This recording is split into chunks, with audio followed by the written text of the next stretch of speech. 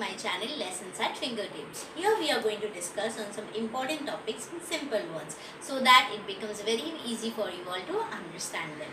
So today our topic of discussion is a very common and well-known thing, that is e-commerce. Okay, so e-commerce or e-business, we often say, are actually used interchangeably. Okay, e-business. Now you will think that both of these are same, right? It's almost the same, but the term e-business is a much wider term. You know why? Because e-business includes e-commerce. Okay, e-business includes e-commerce. E-commerce is just the buying and selling of goods over internet or over networking, okay, over the network. But e-business includes what? E-business also includes a kind of inventory management or other business management. So it's a wider term, okay, e-business. So e-business actually includes this term e-commerce. Now what is this e-commerce? Let me tell you all. It is simply the buying and selling of goods and services, or the transfer of funds over electronic network, that is internet. Now it is not just the buying and selling of goods, it's also the transfer of the funds with for what are you, why are you buying and selling of the goods will be doing, right? It is done because of the transfer of the funds, for the money, right? In exchange of that you will be taking the money if you are selling something. So buying and selling of goods and services, as well as including it is the transfer of funds over electronic network, that is internet. Okay, the second point, if you see, this term also includes other activities including online auction, internet banking, payment gateways and online ticketing. So all these things are included in e-commerce. What are the things? It includes activities like online auctions. Yes, online auctions also takes place, right? Internet banking takes place, payment gateways are there, and also the online ticketing. So basically we can say e-commerce is the kind of online business, okay, a business over the internet, using internet, which will also be including the payment process, the payment gateways and everything. Now it is expected, now here I have mentioned three important statistical data. What are it? It is expected that by 2040 95% of all purchase will be via e-commerce. Yes, now you can see that at the present situation itself, there has been a huge increase in the e-commerce, right, or the internet purchase through the online services, right, the online shoppings and everything. It's online things have increased a lot, right? So it is expected that by 2040 95% of all the purchases will be via e-commerce. Very important statistical data. Next is what? World's fastest growing e-commerce is China, with an estimated value of $672 billion. Okay, that was recorded in 2017. Now it has increased more. So it's the world's fastest growing e-commerce. Which one it is? It's China. Okay, and with a total value of what? $672 billion as on 2017. Also, it is expected that the mobile e-commerce retail sale will reach to $35 trillion by 2021.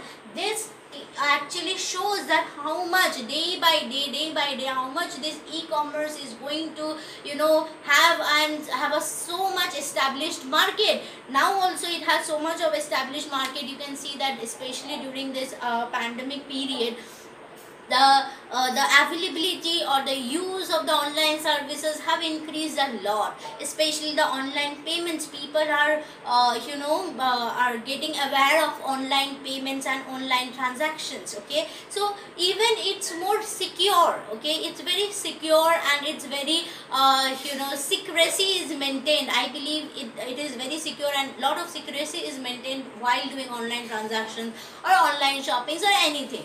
It's so easy. You can just do the things, you can just order them at home. If you are not liking it, just return them or do anything, right? So it's very convenient and easy way to conduct the business activities. me tell you about the scope and types of e-business.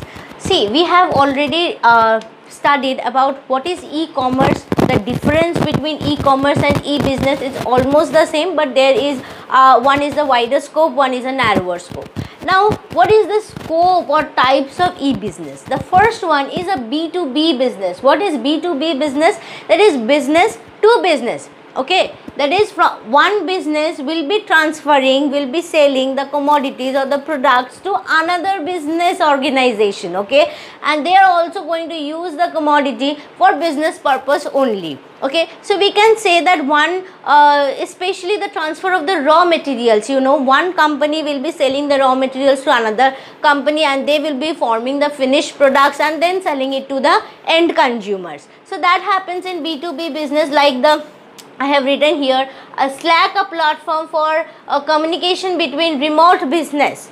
Okay, sometimes what happens in the remote area, there is a business from there, they transfer it to the urban places, from there it is transferred to the end consumers. Okay, so that is the B2B business. Then a very common type is the B2C business, the business to consumers. Okay, that simply whenever you go through the Flipkart or Amazon or any of the online stores, you try to purchase the commodity. From where are you purchasing it? From the sellers itself. So that is the business to consumer. For example, Nike I have written here, you can say Puma or any kind of you know, companies, brands. So from there you purchase it for consumption purpose. So that is what business to consumers.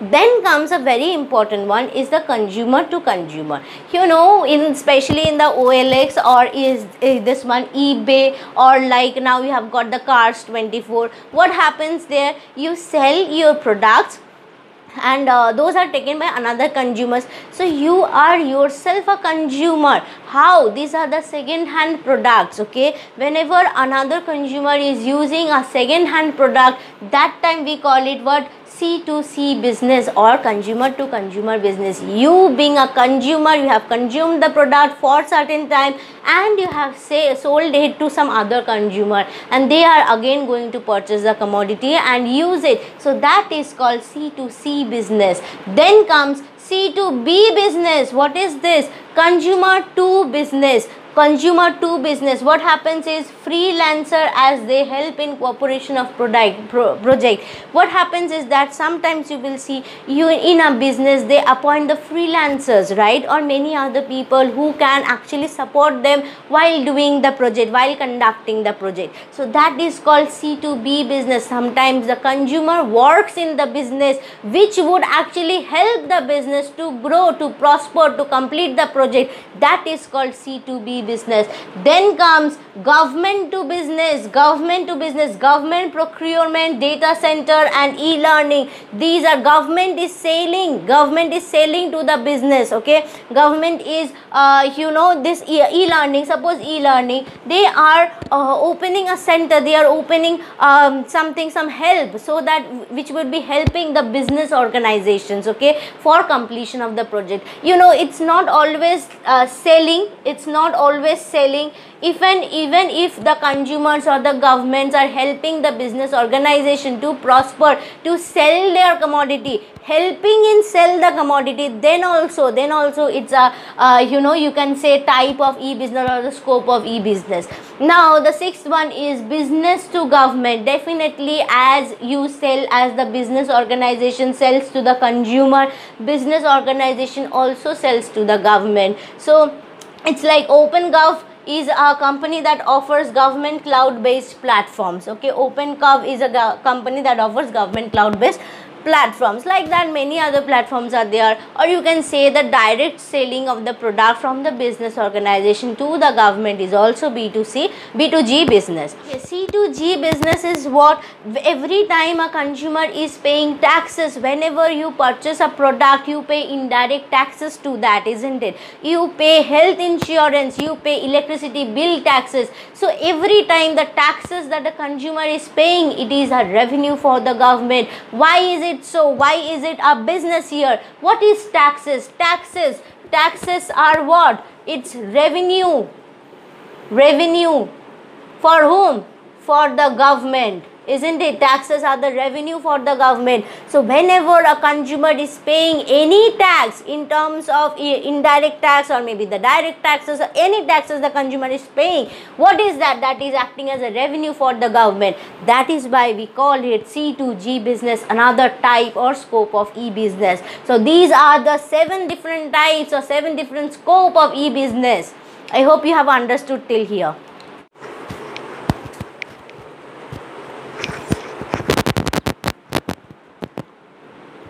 Okay, so nothing on this earth is going to come with only advantages, right? So similar thing goes for this e-business. We have some benefits, that is advantages, as well as some limitations, that is disadvantages. So we will be going through some of the very important advantages and important disadvantages. Okay, let's go. See, benefits or advantages. The first one is global reach. Yes, e-business, whenever you are conducting an e-business, that means what? Over internet, right? So you can sell your products. If you suppose you have a shop, okay, you have a shop at a particular location. So people, even if your shop is very, very famous, the people from especially from belonging to that region or maybe a bit far will visit your shop, isn't it? But if you are using this e-business, okay, or you are doing business over internet, your the reach can be global. Throughout the world, throughout the country, your product can be sold, because they will be just saying in their mobile phones or in the in internet, and they will be ordering it, and you will just have to deliver the product. So that becomes very easy, isn't it? So how is that possible? Only if you have you are using this e-business. Okay, now very important point is this. And then the second one, personalized product. What happens is, whenever, as it's a global reach, people have different kind of likes and dislikes, isn't it? So they can tell you that I need a product like this. As you go to the tailor and say that I need the dress, the design of the dress to be something like this or something like that. So you can tell the producer here, you can tell the seller here that make my product this kind of changes, and then I am going to take it. So how all these things can happen if it's personalized product, if it's in e-commerce. Why is that so? Because whenever, yes, definitely, even if you are having a shop, people can come and give you order and they can again take it. But isn't that very hassle? It's very too much of hassle. But in online, if you order, if you just tell to you have seen the product in the internet, and then you order the seller that I need these kind of changes, and you are going to get the product directly at your home. Okay, that is personalized product you are going to get. Then is what? Convenience. Yes, it's very important in case of e-business. It's very, very convenient. You just need to order the product, make the payment, and it's going to get delivered to your house, right? You do not have to go to the shop, choose among there, and the shopkeeper will be bringing out lots and lots of products to show you. These are not needed, right? You are just going to scroll down, see the products and order it. That is what you need to do. So it's very, very convenient. It is having a lot of speed. You need not have to go to the shop, tell the shopkeeper bring out these products, and then he will be bringing it out. Then again, after you choose, you go out, then again the shopkeeper have to take take back everything and keep it in his shelf. So all these are not needed. It's very speed. You just need to scroll, choose, order, and buzz. That's it, right? So it's very much speed. It's very much fast in case of the e-commerce. The fifth one is reduced cost. Yes, you will see when you go to the shop, the products are much more costlier than online products. Why is that so? Because sometimes, in the shops itself, what happens is they have to take the products, and it's not wholesale rate. Okay, that's a retail rate, and definitely in online you get the wholesale rate. Also what happens is when you are going to the shops, what happens is the shopkeeper, they will give discount, special discount, what we say, to the known customers, very regular customers, but not all customers. But in online you get the same kind of price, whatever is prevailing. If they are giving special discounts on some special occasions, then everyone is getting that, isn't it? So reduced cost, okay, is increased revenue. The seller's revenue is also increasing. Why? Global reach, man. The increase, more and more customers are coming, right? More and more customers are ordering. So if we have read, we already knew, when the sales increases a lot, even you are charging lesser price, the revenue will be increasing. Why? What is revenue? Revenue is price into quantity, isn't it? Total revenue is what? Price into quantity. So even if your price of the product is reducing, if you are reduced cost, we have read it, even suppose the price was 5 and you were selling 4 units, right? Now the price has come down to 4, but you are selling more than 4 units. Suppose you are selling 6 units, so 6 24, earlier it was 20, so isn't your revenue increasing? It's increasing. So that is a reason, okay, reduced cost, but still the sellers is having increased revenue. Now very important is the disadvantage. Definitely, if e-commerce is having some advantage, it will also have some disadvantage. What are the disadvantages? Let's go here. High risk. Yes, e-commerce is also having a high risk. Whenever you are opening a website for your company, it has got high risk, because nowadays cyber crimes have increased. Maybe your website can get hacked or something like that. So for that reason, there is high risk. Then is lack of personal touch. Sometimes what happens, if you get a dispute, if you have a dispute with someone, you are like arguing over phone, then you say that leave it here, I will be visiting you, we will be talking face to face and sort out the matters, right? So we tell that we will be talking face to face and sort out the matters. So what happens is, sometimes in online you are not getting the personal touch. You cannot see the seller cannot see the customer. So this personal touch is missing. When you go to a shop, you tell bhaiya, give it in a lesser price, or you are so good, you can give me this in a lesser price. So you just tell like this, right? The shopkeeper will also tell you, no, I can't give any more discounts like that. So there is a presence of personal touch, there is a presence of warmth here. But in case of e-business, there is no presence. You want this product, take it. Don't want this product, leave it. Others are going to take it, right? So there is lack of personal touch. The third point is ethical problems. You see, sometimes what happens, the owner of the business, they keeps an electronic eye. What it is? Electronic eye on the emails and the accounts of the employees. So this how does this act? This act as invasion to their own privacy, right? So you cannot just invade into someone's email account or some other accounts or transactions, right? But the employers can do it, or the owners can do it. Why? Because they must be wanting that, I should be keeping an eye on whatever my workers are doing, how they are performing, if they are doing any corrupt practices or not. So because of this, there is an ethical problem. The fourth one is unfamiliarity with technology. What is that? Sometimes, especially this happens with our parents only, you can just see that they are very much unfamiliar with the new technologies. Yes, some of the parents are very cool, they are very much familiar with the technologies, but most of them are still not familiar with the technology. So sometimes, and especially for conducting e-commerce or e-business, you need to be very much familiar with the technology, because cyber crimes takes place a lot, right? So if you are not familiar with the technology, with the internet, with its services, its work, then it's going to be very much problematic, very much hustle. So that is why we call this is another disadvantage, unfamiliarity with technology. And the last one is delay in delivery. Whenever, what is the main advantage of e-commerce is that you sit at home, you order the product and it gets delivered to your house. Now if there sometimes occurs what the delay in delivery. Sometimes the product doesn't get delivered, it may be delivered to some other places, so this becomes a problem. You need to call the seller, you need to make them aware of the fact. The seller will contact the courier services, so this becomes a problem. There may be a delay in the delivery, the assured time which has been given by the seller, maybe there is delay in that. So these are certain problems or the disadvantages of or limitations you can call of e-commerce. So this was all about e-commerce. I hope you guys have liked this video. Actually not all, because I think there are some more things which I need to mention.